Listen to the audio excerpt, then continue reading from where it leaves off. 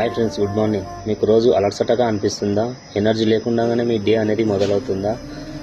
అది ఎందుకు అలా అవుతుందో మీకు తెలుసా? మన బాడీలో అనేటివి ఎనర్జీ లేకపోవడానికి గల కారణాలు మన బాడీలో ప్రోటీన్లు, మినరల్స్, విటమిన్స్ లేకపోవడం వల్ల మన బాడీ అనేది అలసటకు గురవుతుంది.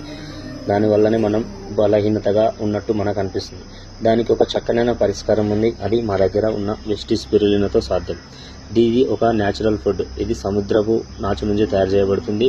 దీంట్లో ఉండే B vitamin, iron, antioxidants, అదేవిధంగా 60% ప్రోటీన్ దీంట్లో ఉండడం వల్ల మనం ఎనీ టైం మనం ఎనర్జెటిక్గా ఉండడానికి, అదేవిధంగా ఫిట్గా ఉండడానికి సహాయపడుతుంది.